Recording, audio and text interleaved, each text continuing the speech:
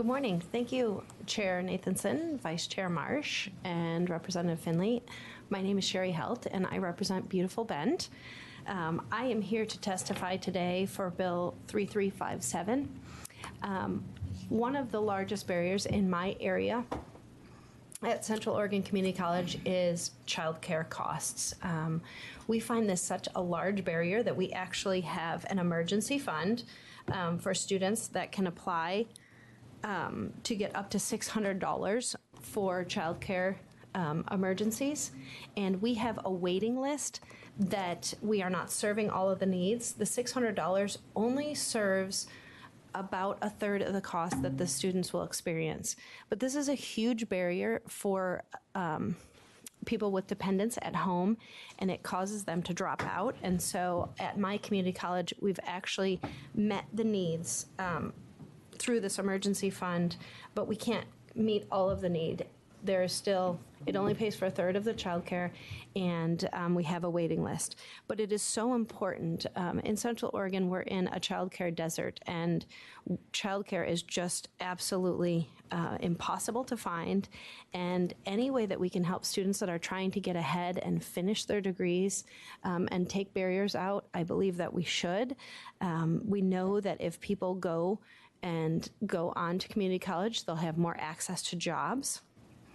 It will help with their household budgets in the future, possibly taking them off of assistance in the future.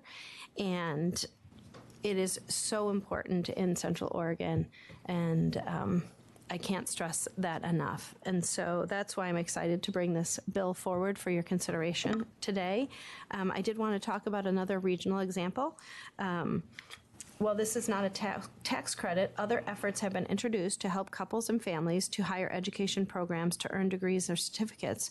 One example is in Tacoma, where the education access incentive was paired with a housing investment as a way to assess the impact on outcomes on parents and their students enrolled in elementary school. The initiative of the Tacoma Housing Project is 6 years at work, and it's now seeing positive results. I believe that we can also see positive results in our states for our working and college attending parents and dependents. So thanks for your consideration today, and I urge an aye vote. Good morning, Chair Nathanson, Vice Chairs Marsh and Finley. Good morning, members of the committee. My name is Jason Trombley, and I'm speaking on behalf of the Office of Representative Keny-Guyer. I know she couldn't be here today, but I know she's feverishly, responding to Facebook posts and everyone's tweets wishing her well, and I know she's eager to get back into the building.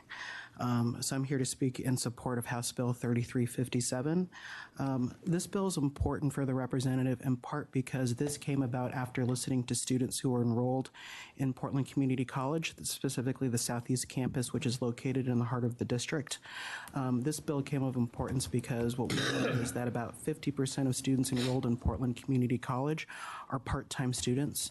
A number of them are first-generation immigrants who are working hard to attain college degrees and access the job opportunities that the state is continuing to invest in. But one of the barriers continues to be, is, given the current housing market, as well as employment opportunities and cost of living, that is increasing on everyone's monthly household budgets. And so one of the things that is really important here, especially as we're working to improve access to opportunities for all families, is to really taking a look at the costs imposed on every family going forward. And one of the important benefits of this particular tax credit is that it would alleviate household costs for families and actually allow families to both enroll in colleges, complete their degrees, but also maintain access to the housing in which they're living or gain access to stronger housing in the future. So with that, it's a pleasure to speak on behalf of the representative, and I hope you'll consider supporting this bill. Questions?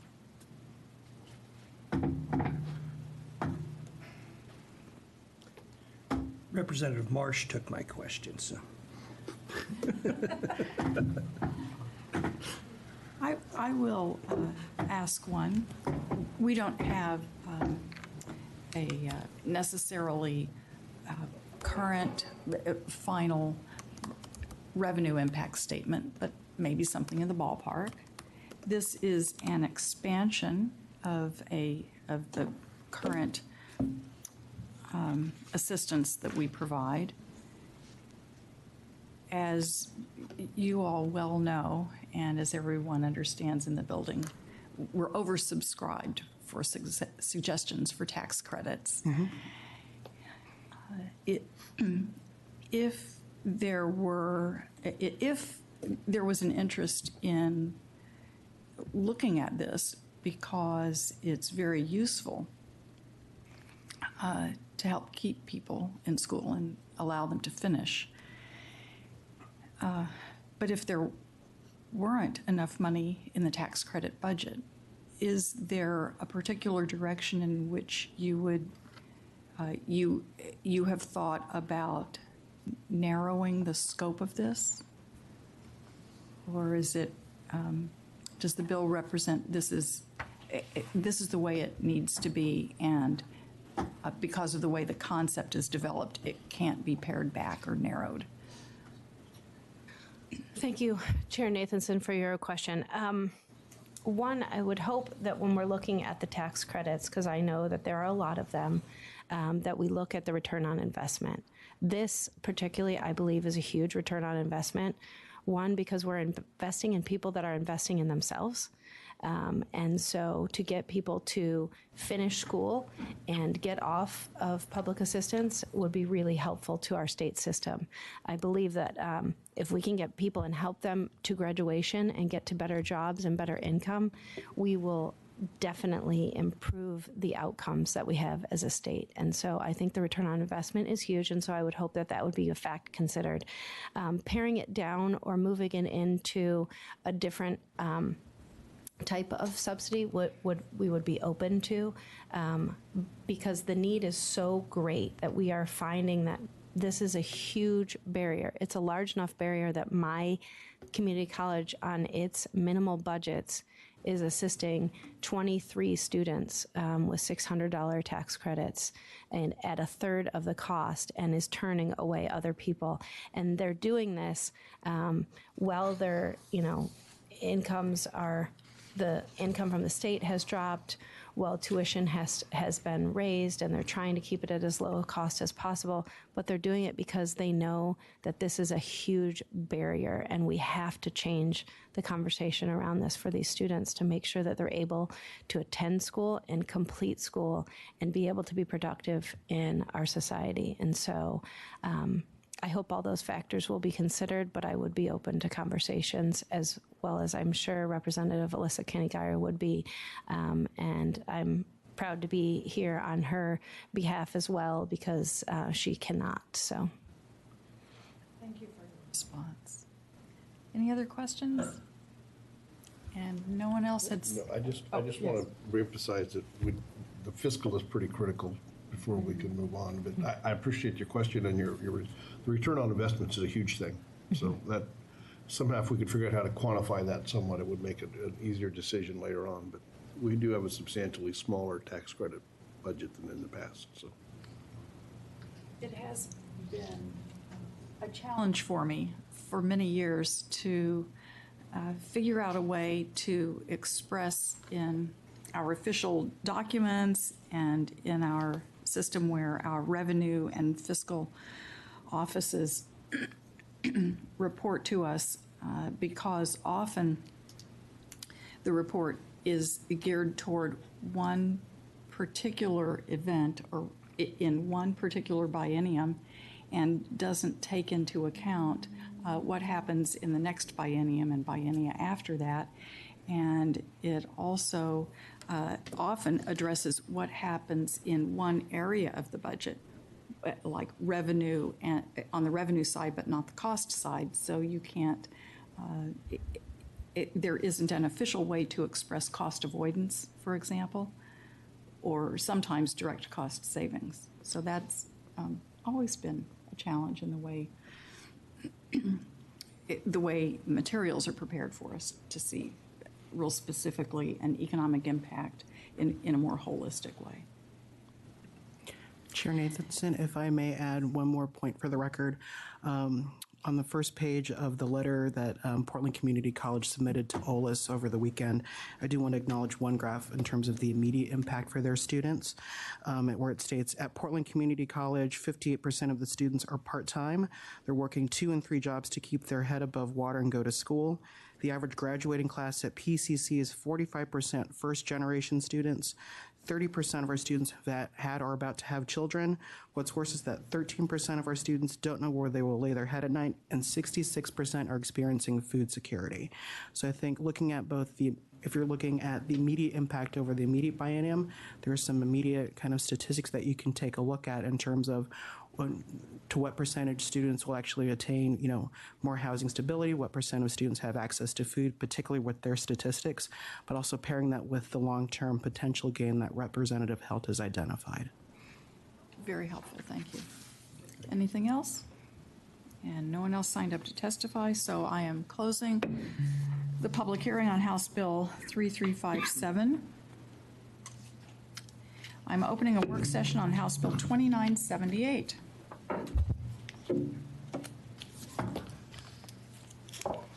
Okay, Madam Chair, members of the committee, House Bill 2978, just as a reminder, this was a credit for short-line short-line rehabilitation projects. We do have a -1 amendment, but I'd actually take a second before getting into that. There were some questions during the public hearing that LRO was asked to respond to, so I do have responses to those, and they're up in OLIS. They're just a one-page document there that's response to committee questions. But even before I get into that, just to provide a little background, a little context, in the background of the SMS, I did include some information on the number of short-line rail lines. There was the number that was bounced around at the public hearing was 17 or 18.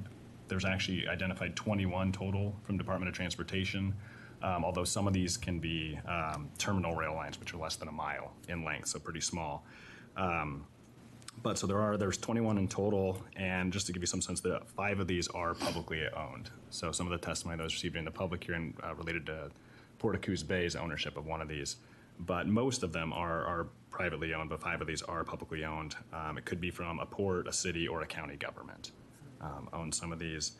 And then in terms of just the rehabilitation, the costs that are out there, there was a study done by Department of Transportation in 2010, updated in 2014, where some of these numbers were provided.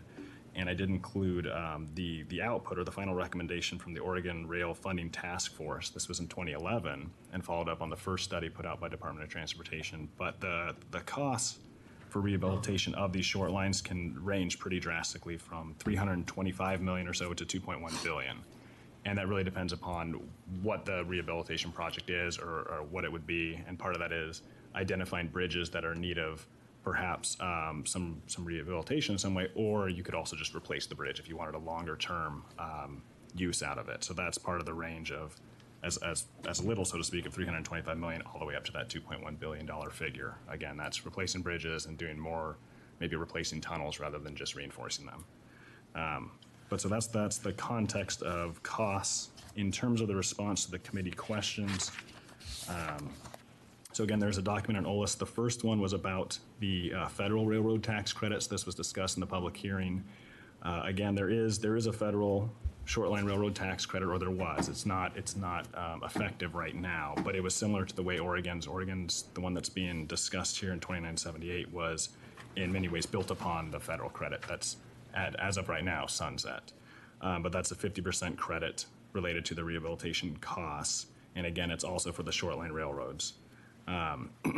This federal credit has been in place from 2005 to 2017, so it has sunset at the federal level, but there is legislation on both the House side and the Senate side at the federal level that would retroactively make the credit available again, picking up beginning with 2018 and with no sunset date going forward. So there has been sunset dates in previous federal credit law. This one would bring back the federal credit and leave it in place without a sunset. And again, that's been reintroduced on both the House and the Senate side. So we'll see where that goes forward at the federal level. The second question was in terms of transferability of a credit. Again, transferability is a policy option that is used in credits. This is primarily going to be in instances where you have an entity that would receive the credit but has no tax liability. So that could be, in an example of the short lines, that would be a government owner. You can give them a tax credit, but they have no tax liabilities, and that tax credit has no effect on them. There's no way to reimburse them for costs.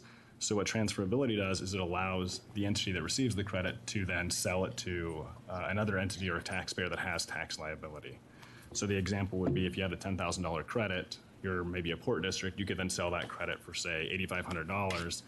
You now have $8,500 to reimburse you for those costs, and the taxpayer that purchased it bought a credit worth $10,000 for $8,500. So the taxpayer that purchased it would benefit by $1,500. But that's the general framework, the transferability. There is some language in the -1 amendment that does tie this with ongoing discussions and a bill that is in this committee right now from the Department of Revenue related to making transferability of tax credits more uniform. So just to kind of put a plug in there. In terms of the last question was related to direct appropriation comparison.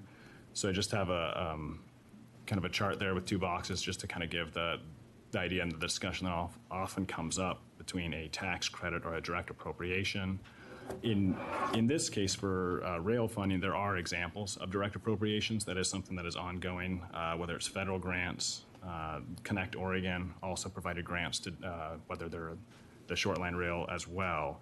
But generally what comes up is you have administration, whether or not it's more straightforward to use the tax system, use a tax credit, or directly appropriate.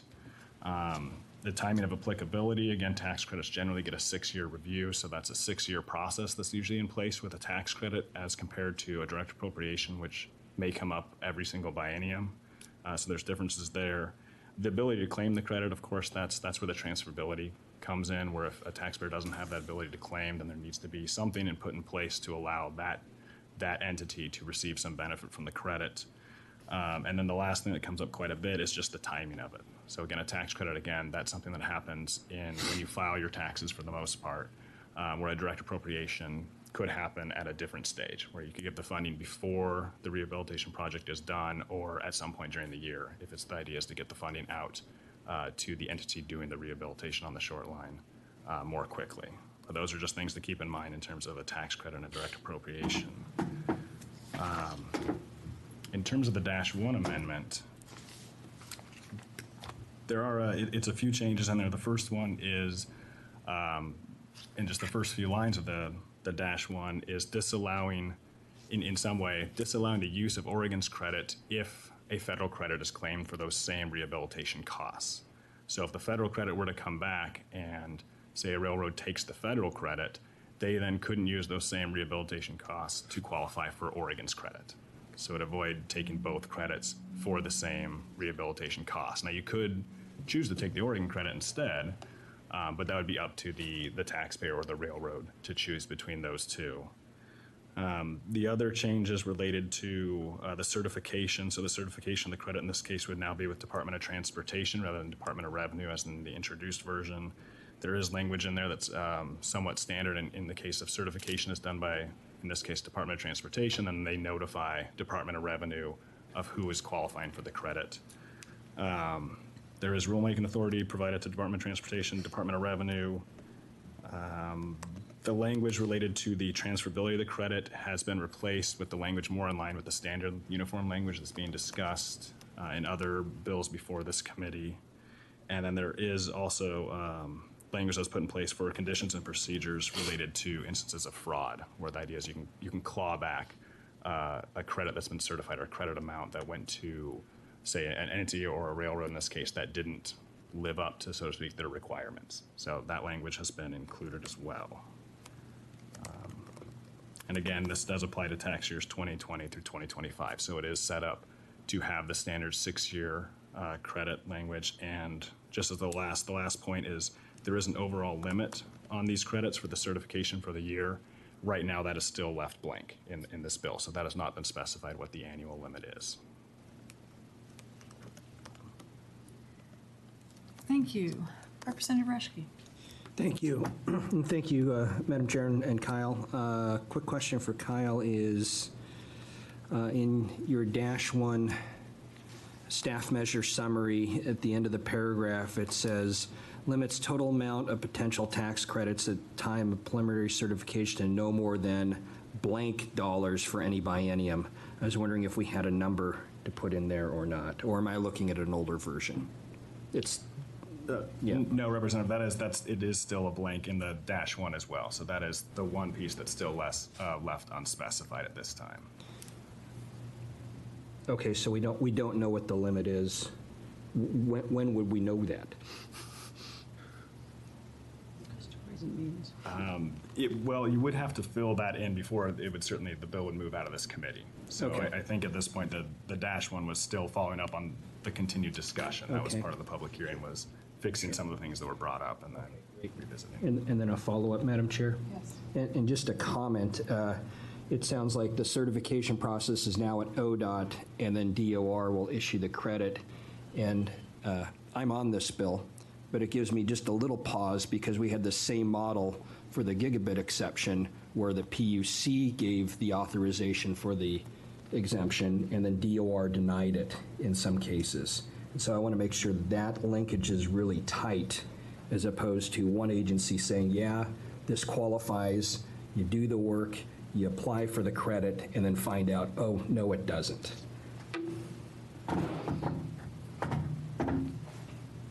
Representative Marsh. Thank you. Thank you, Kyle. I have a few questions about the federal tax credit. Do we know what amount is specified in the federal tax credit? Or the bills that have been submitted? Yeah, Representative Marsh, it's the same as what we have here in Oregon. It's the 50%, and then also that other limitation potentially of the $3,500 multiplied by the sum of the rail line. So it's unchanged from what the existing credit was at the federal level before it sunset. So it's just a simple sunset elimination, I guess. It extends it without a sunset. So there's no policy change at the federal level. So two more questions about that. One is I'm wondering if we could check with our federal representatives and see how that bill is moving through. I think it'd be helpful to know whether there's a sense that it's likely to be acted upon. And secondly, I'm wondering if we could rewrite this bill so that if the federal tax credit passes, that the state tax credit is not available. I don't want people choosing between the Fed and the state if they have an option to take the Fed. We want them to take the Fed.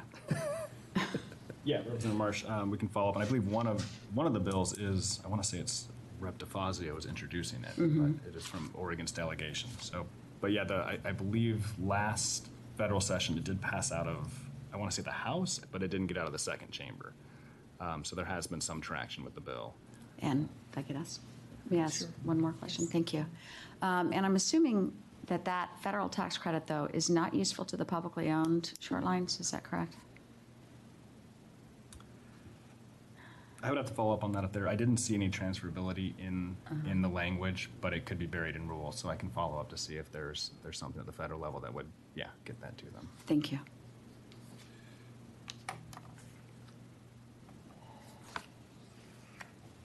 Other questions? Yes, Representative. Thank you, Madam Chair. Kyle, might be for you, Kyle. I have one question. Is there ability to stack these? Can a short line have a projects and that they complete? They're expanding or they're moving the credits over a 5-year period. Can they get another one and have multiple credits going? And I'm on the bill as well, because I have a short line and it's a great thing, but I'm just nervous about stacking and the total impacts. Yeah, Representative Finley, the way that it was, some of the language was changed to focus on the rehabilitation that was done during that tax year. So even if you think if it's one project, so to speak, but it's done over 2 years, you could you'd get 2 different credits for those years. But yes, you could do something over on this part of the line and then the next year do something on another unrelated part of the line. And yeah, you could be getting different tax credits in every year, so to speak, if you're constantly doing that. Thank you. Other questions or discussion?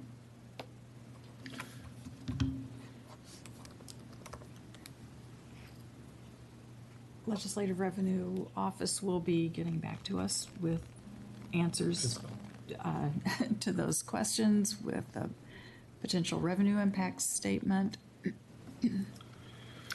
And we'll see where that information leads. Determine committee interest in, whether there's interested in interest in another work session. Anything else? I'm closing the work session on House Bill 2978. There is no other business before us. We're adjourned.